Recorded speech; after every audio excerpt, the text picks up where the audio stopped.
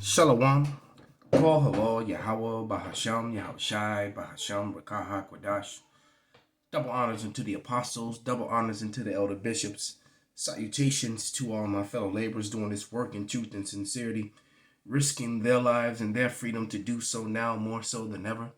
To the scattered elect that are scattered around the four corners of the earth, that be like unto the speckled bird, the Israelite foreigners among the heathen that look like those heathens. All right, this is not a black thing. And to the few Akwaf that are listening and learning, to you, I say Shalom. This is your brother Malcolm from the branch of the Great Millstone here in Chicago, coming at you another lesson in truth and reminding you that though the Israelites, all right, or indeed the Negro, Latinos, and Native Americans, this isn't a black thing, all right? They were scattered throughout the four corners of the earth, and they're scattered among all people. And the Lord is going to gather them up from among all those people. And the scriptures tell you that over and over again. All right. So let's not forget what the scriptures say and not lean into our own understandings, because, you know, with the revealing of these, and I must use the word swarthy. I hate the word black. That's a word, a social construct that they developed and used. All right. And that word is a very, the definition of black is a very negative word that goes beyond color. All right. When they're calling you black people, they're calling you wicked people. They're calling you dirty people. They're calling you ugly people. They're calling you nasty people. They're calling you unruly. They're calling you evil. All right. They replaced the word swarthy and tawny, which is a perfect description of what the so-called Negroid races, the ones who did not come from Shem, did not come from Ham, slip of the tongue, slip of speech. The ones that did not come from Ham. All right, remember, it tells you in the Zondervan's dictionary that Ham became the progenitor of the dark races, but not the Negroes. All right, in the Youngs, it tells you, but not the Negroid races. Who are those Negroid races? Plural. Latinos, so-called natives, so-called copper-colored brown people. All right, and the Negroes, also copper-colored brown people. All right, we did an experiment on the line Saturday, where we found an oxidized penny, which is the color of bronze, the color of copper, and had 5 different brothers hold it in their hand up to the camera, and even though they were all different shades of brown, the penny was still close to all their colors. All right, remember the Israelites were a brown race of people. There is no such thing as black people. I cannot stress that enough. That is a false social construct. The same as there is no such thing as white people. They made those up for confusion. It's wordplay. All right. In 1681 in Virginia, all right, was the first time in law where they actually put it to paper, where it was documented that basically in 1681 in Virginia, the white race was created because no one was called white prior to that. Not in law, not in paperwork. They may have started using the term before that, but they didn't actually put it to documentation until 1681 in Virginia. Okay? So those are very important facts that need to be known. All right? And like I said, they replaced the word swarthy for the word Salakia. They replaced the word swarthy with black. And here we go. I'm just gonna hold this up to the screen. All right, you got 2 chocolate men. All right, one is so-called Negro, and one is so-called African, a Jew, a Judean. All right, and they are definitely not the same people. Hamites, Africans, the sons of Ham, cannot grow beards, and their hair doesn't grow long. Negroes can grow huge, ginormous afros and long hair. All right. At least the men, because the women are under a curse right now. That's how you know who the Israelite women are, the Judite woman anyway, because all the women of the other tribes have their hair. All right, but it right here, Ham, the youngest son of Noah, the progenitor of the dark races, not the Negroes, but the Egyptians, Ethiopians, Libyans, and Canaanites. The African on the right side of the screen there, the Hamite. All right, so the lie has been told over and over again that, well, black people sold black people. No. Hamites. All right, let's put that image up again. Hamites, Africans, sold Negroes, Israelites into slavery. They are not the same people. All skin folk ain't kinfolk. So let's go to the scriptures.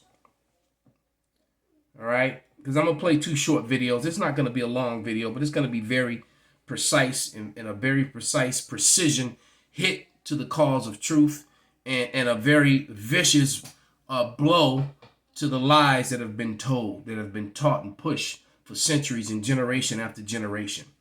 All right, because it's called Putin reveals black Jesus and Hebrew Israelites. Swarthy, okay?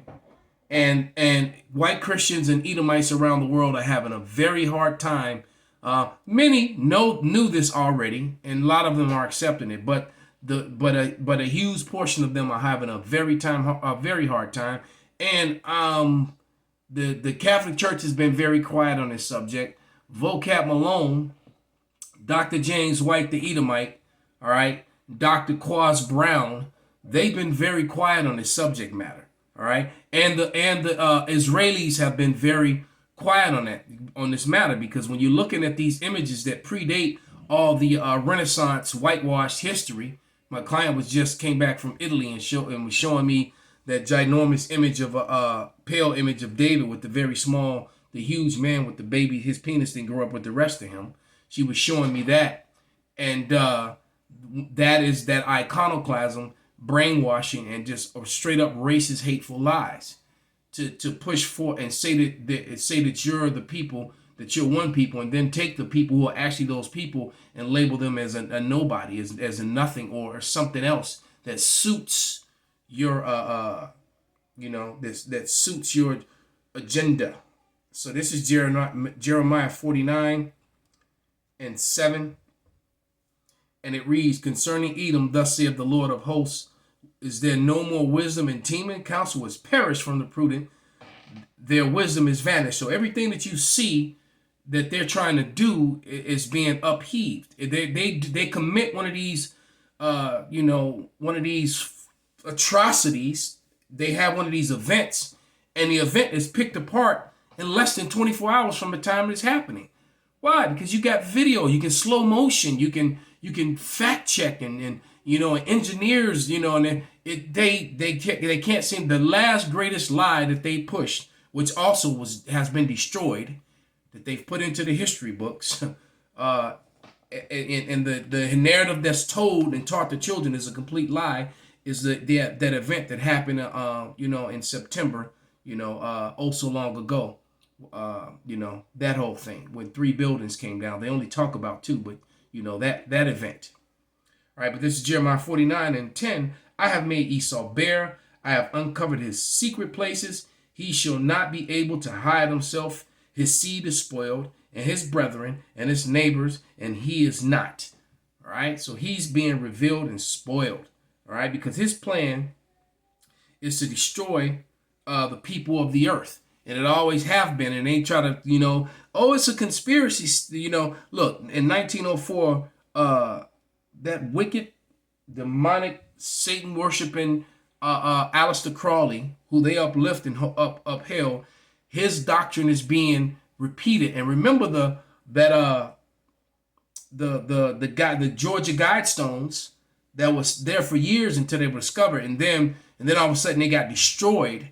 Well, they match up exactly with this thing that happened with this scene, and many like it, from 1996. So let's play it. Let's make Esau bare. Malcolm, you have a lot on your mind. The sustainable population of our planet is no more than 500 million. And we're willing to kill 7 billion. Well, most of those lives aren't worth living. The mass of humanity in Africa, India, and China, they live in squalor. They'd be better off dead. The world would be better off without them. Wow. And America will be first. Yes, well, as our friend Henry Kissinger said, America first, a strong America is the only thing standing in the way of a new world order. have foreign troops on the ground now, under the UN banner. The country only needs a little chaos. The American people are resilient. What's to come if the citizens rise up? Yes, well, when parents see their children starving and families hauled away to FEMA camps for imprisonment or worse, then yes, we expect some resistance at first. But the vanity of nationalism will quickly fade, and people will beg for help. Any help. Wow, so order ab chaos, order out of chaos. They're going to cause the chaos, and we're dangerously close to this time. It's about to happen. The movie Civil War starts in less than, in about 10 days now. All right?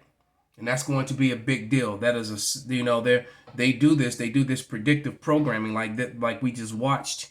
All right, so they can have self-fulfilling prophecies. The way witchcraft works is that you have to tell what you're going to do before you do it, and in some of these false religions that use these other books, like this particular people who calls themselves the people of the Bible, but yet they use a whole nother book. Well, in that other book, it tells you that if you tell a person you're going to murder them before you murder them, then you're innocent of the crime. All right, and then he talked about Africa, Asia, and India living in squalor. Well, they live in squalor because of who? Whose policy put them in squalor? They weren't living in squalor before. All right. So let's grab another scripture, and then I'm gonna play this video that's on the screen. That's paused.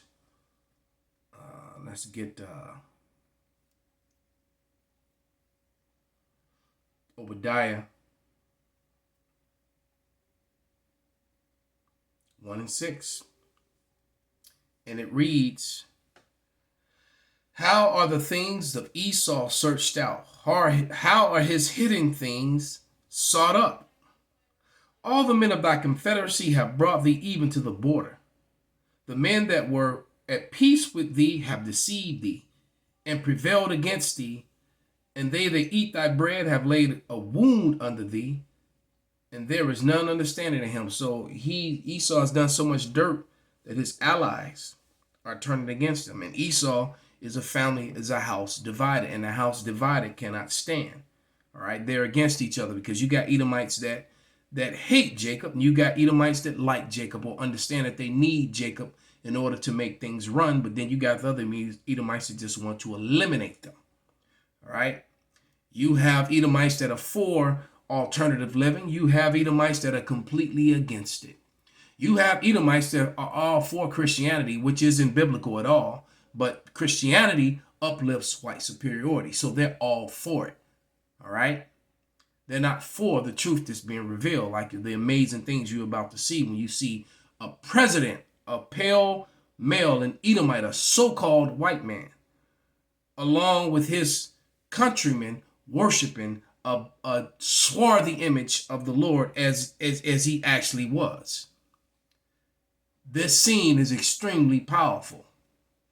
Okay, the truth is extremely powerful, damaging, and it's beautiful for us, but it's very hurtful for them, because the question has to be asked over and over again: where does this leave Christianity and Judaism? What happens to Judeo-Christianity now? And a lot of them aren't speaking up, and a lot of people just having cognitive dissonance and exercising, their pale, so-called made-up whiteness, but their Edomite fragility. I'm not even going to call it white. The same way I don't acknowledge the word black, I don't acknowledge the word white. There is no such thing. They are actually red. They are the true red people that the Bible speaks of. They get embarrassed, they get sick, you slap the shit out of them, they turn red. All right? So without any further ado, a black man can steal your stereo, but he can't be your savior. A black man can steal your stereo, but he can't be your savior. A black man can steal your stereo, but he can't be your savior.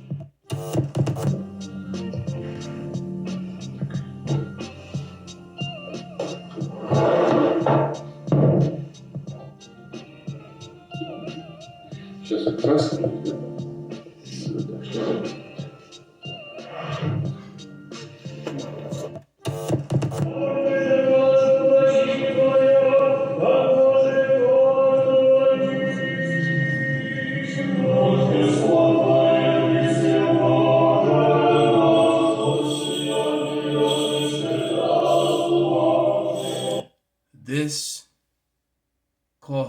Yahweh, Bahasham, Yahushai, Bahasham, Rakah, Kodash, Kwam Yasharala, Kwam Yasharala.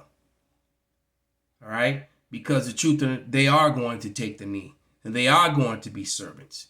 Every one of them. Thus saith the Lord. This is 2 Ezra 6:27. For evil shall be put out, deceit shall be quenched. As for faith, it shall flourish. Corruption shall be overcome, and the truth, which have been so long without fruit, shall be declared. The truth is being declared. Let's get a few more scriptures. All right. I reverence what I just witnessed. All right. This is and many men have longed and waited to see what we're seeing now. This is Revelation 18:6. John Wayne is rolling over in his grave. All right. And it says, reward her even as she has rewarded you, and double unto her according to her works. In the cup which she hath filled, fill unto her double. They have to go through double the slavery, double the punishment, double everything that we went through. That upon the return of the Lord. All right. Point blank period. Revelation 13:9-10. If any man have an ear, let him hear. He that leadeth into captivity, who took the Negroes, Latinos, and Native Americans into captivity, all right, we were still found in their hands. That's a death sentence. He that stealeth a man, if he be found in his hands, he shall surely be put to death. All right, hid the evidence, covered up the receipts, and buried them in tombs, hid them in basements of museums and inside of warehouses.